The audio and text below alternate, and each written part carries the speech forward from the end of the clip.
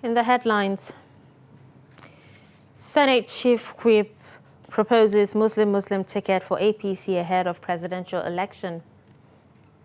Aisha Wakil, aka Mama Boko Haram, 2 others jailed for 5 years each for fraud. Relatives of Abuja Kaduna train attack victims lament failing health of captives. And on the foreign scene, French troops capture Islamic group leader in Mali. Hello and welcome to Trust News Update. I'm Dashan Husseina Usman.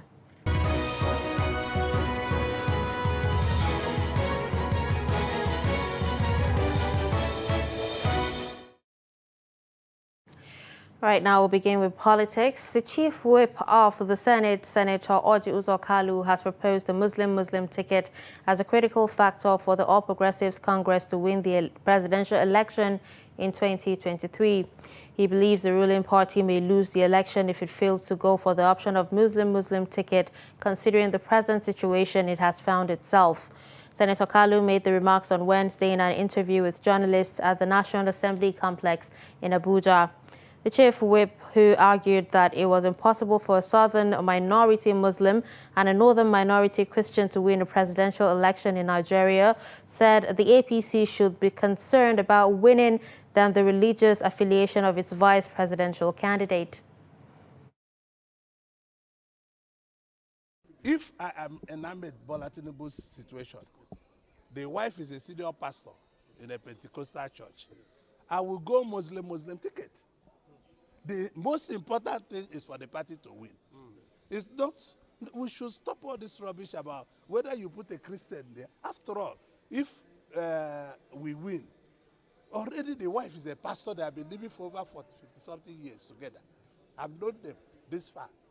So why do you want to blame about, she's already like a deputy president. If I'm to say, I'm a Catholic. I'm saying my opinion. This is Orji Kalu's opinion. You cannot deny me my opinion. But you can also play Christian ticket, depending on the scenario. Because if we don't play Muslim, we're in trouble. We will not win it will be most difficult to win the election. Because the only thing left for Ahmed Tinubu today is to play Muslim. Rivers State Governor has been shortlisted as running mate to the flag bearer of the People's Democratic Party, Atiku Abubakar. Wike was elected ahead of 2 contenders from a mock poll conducted by an advisory council constituted by the leadership of the PDP. Delta State Governor Ifeanyi Okowa, Rivers State Governor Nyesom Wike, and Akwa Ibom State Governor Udom Emmanuel had been recommended by another committee led by General Aliyu Gusau. Based on his performance at the party's presidential primaries, party leaders expressed confidence in the capacity of the Rivers State Governor and will recommend him to the Presidential Committee, former Vice President Atiku Abubakar. The Advisory Council will soon submit its report to the National Working Committee, which will in turn present the recommendations to the presidential candidate.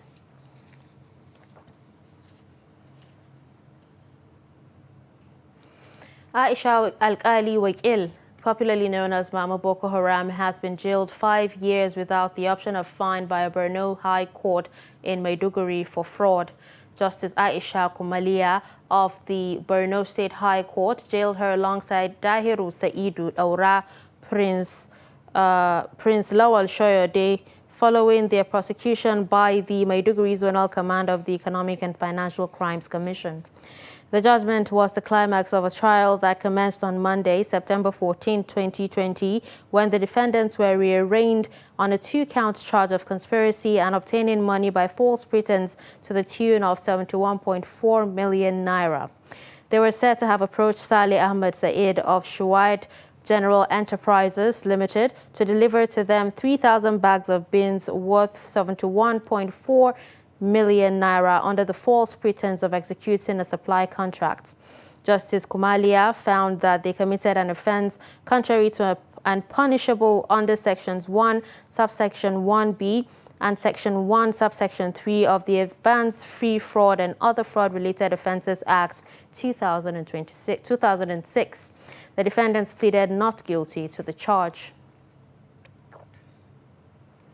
Relatives of Abuja Kaduna train attack victims say the health of some of the remaining 50 persons who are still in captivity is critical and needs urgent attention. While addressing the media in Kaduna, the relatives appreciated the government for ensuring the release of the relatives, but called for the quick release of the remaining 50 in the forest. The report. The chairman of the victims' relatives, Jimo Fatai, while addressing journalists in Kaduna, noted that if not addressed within the shortest possible time, some of the victims may lose their lives because of deterioration in their health. Some of them are still not in good condition of health, and they need to come out very quickly because the situation is not good. Even those that are not ill, they are not in good mental status. So everybody that is there need to come out very quickly. 77 days is a very long time. Just an additional 1 day is a harrowing day. We are hoping and praying that in the shortest time, all of them will be released and reunited with their families. They've tried, but they should put more effort so that the remaining will be released. Due to trauma and torture, he says, some of the 11 released victims are undergoing medical checkup. They are still receiving treatment in the hospital. They have gone through a lot of trauma for 77 days, mental trauma, physical trauma, psychological torture. For Rekia Lawal, the release of the 11 persons by their abductors comes with mixed feelings. It's just a mixed reaction. As I saw her, I was smiling and at the same time crying because I know my brother is at the back.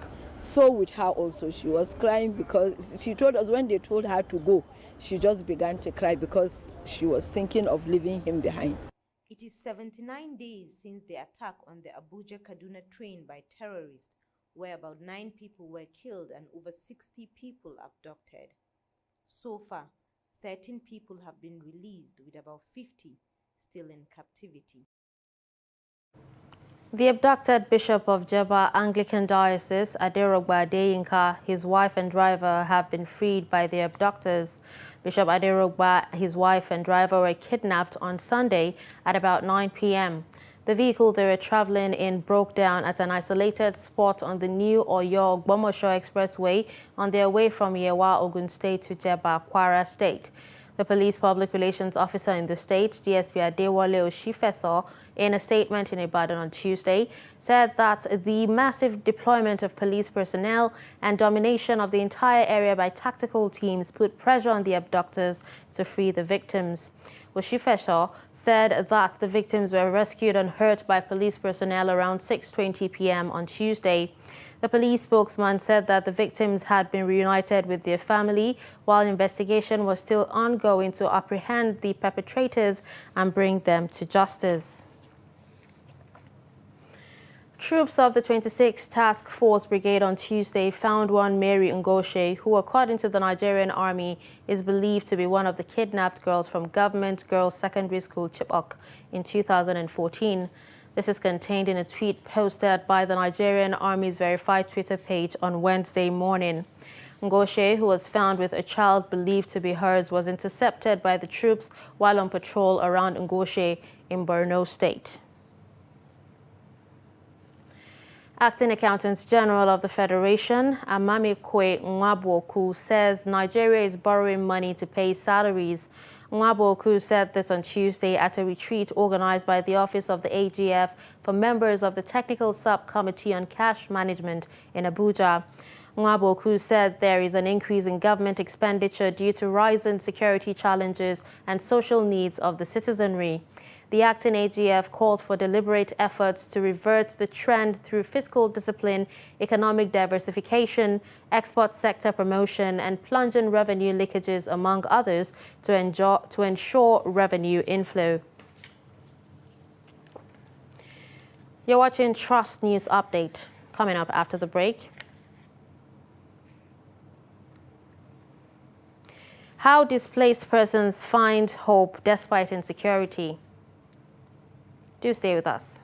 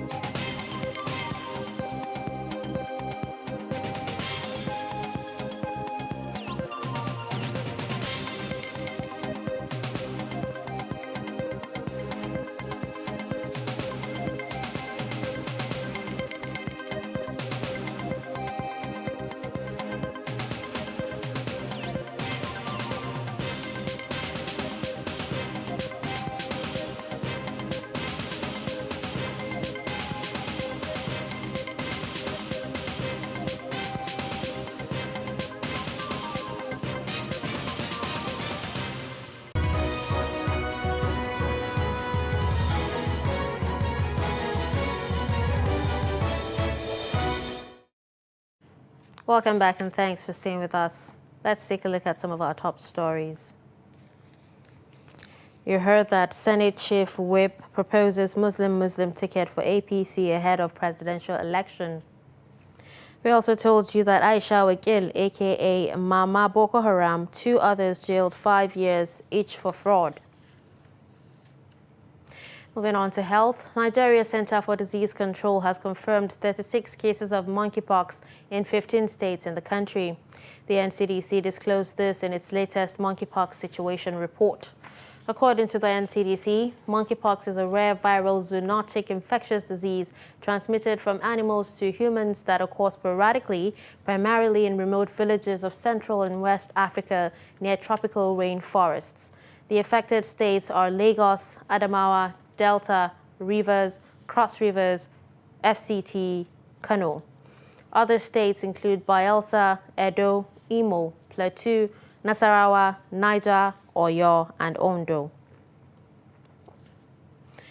Gombe State government has rolled out plans to vaccinate about 3.1 million people against various killer diseases under the integrated mass vaccination campaign. The project, under non-polio supplementary immunization activities, is in collaboration with the United Nations Children's Fund, UNICEF. The Gombe State Commissioner for Health, Dr. Habu Dahiru, said the state has trained 14,000 personnel to conduct the exercise across the 11 local government areas of the state.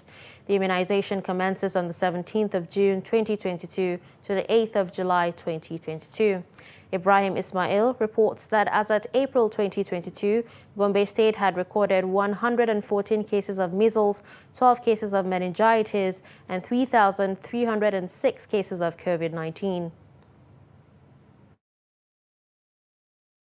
We target the following vaccines and children. Measles vaccine will be given to children 9 months to 59 months. Meningitis, Menaftic vaccine will be given to children age 10 and 11.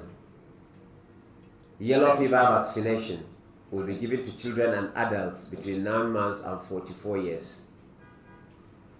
BOPV oral polio vaccine will be given to children 0 to 59 months. Vitamin A capsules will be given in 2 categories, the blue and the red one. The blue one is for children 6 to 11 months, and the red one is for children 12 to 59 months. COVID-19 vaccine will also be given to people 18 years and above. Rising insecurity in northwest Nigeria has displaced thousands of families from their villages in states like Katsina. Uncompleted buildings have been turned to makeshift camps for victims trying to find refuge in safer communities. Jamil Mabai reports on how a struggling mother whose daughter found love while in a makeshift IDP camp where they thought hope is completely gone. Insecurity situation in northwest Nigeria is fueling the fastest growing displacement crisis in the country. According to United Nations Refugee Agency, over 1,900 people were displaced in just a span of 6 days, a situation that is causing apprehension among stakeholders. What is more worrisome is that these people do not have anywhere to go but to seek shelter in uncompleted buildings in safer communities and depend on the benevolence of the society to survive. Despite these hardships, young girls who thought there is no hope for them to have a normal life in such places are opening their hearts for love, the greatest of all gifts. Halima, who 2 years ago miraculously escaped from Kukar Babangida along Jibia local government axis with her 7 children after incessant attacks by bandits. I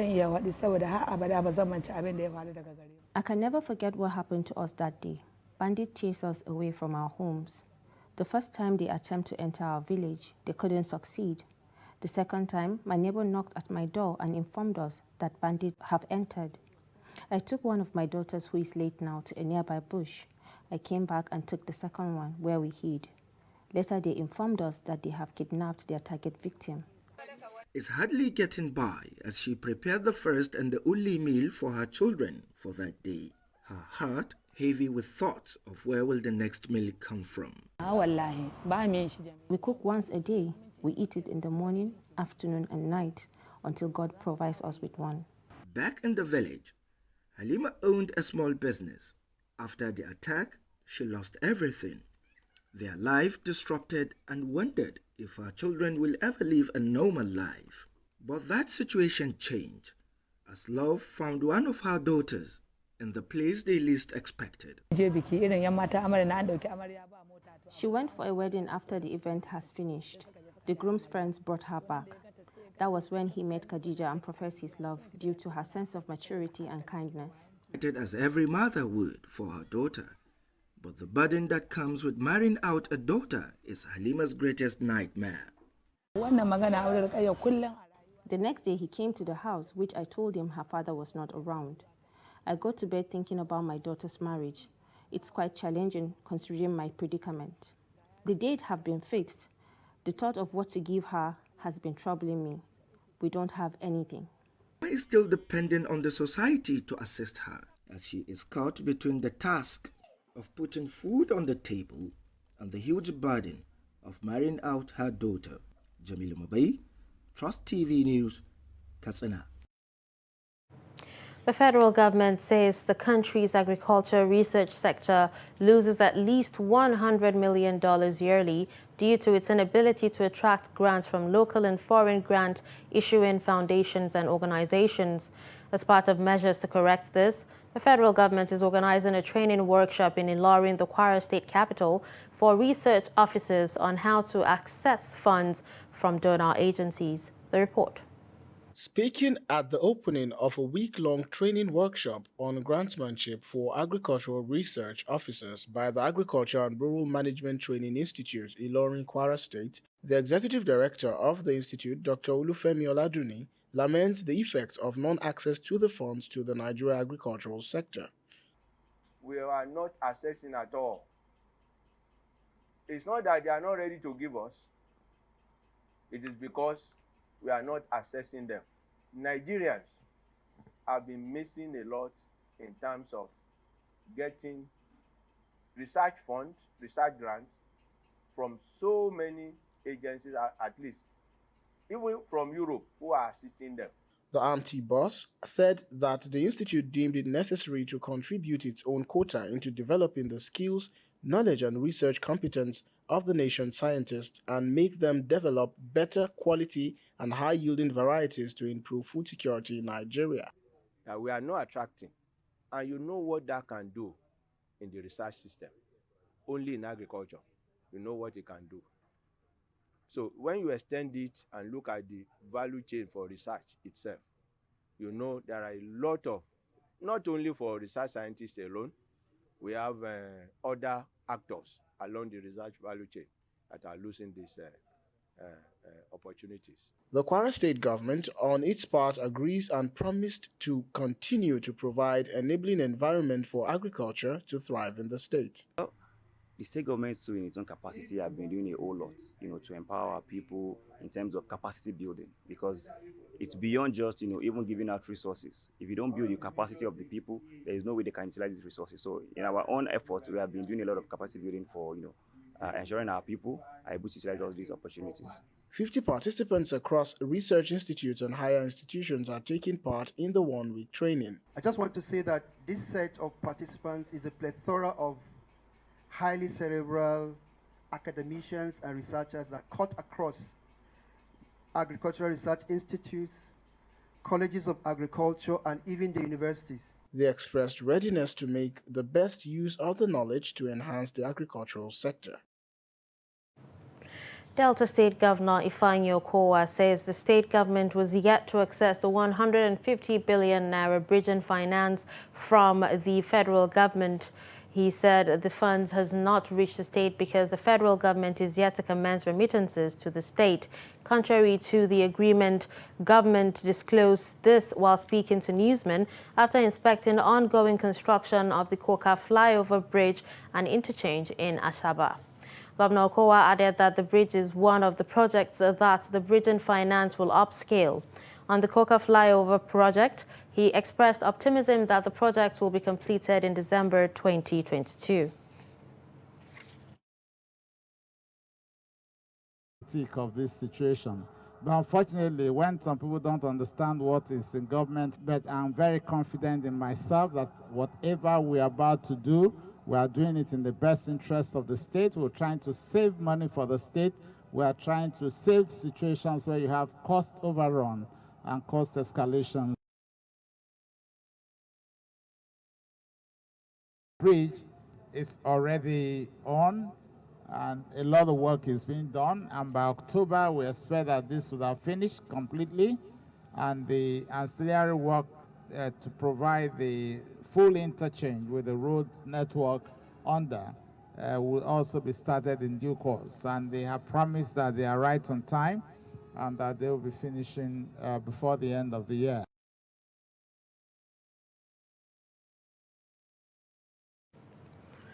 In business, Minister of Finance, Budget and National Planning Zainab Ahmed says petrol subsidy is hurting the nation and limiting the federal government's ability to service debt.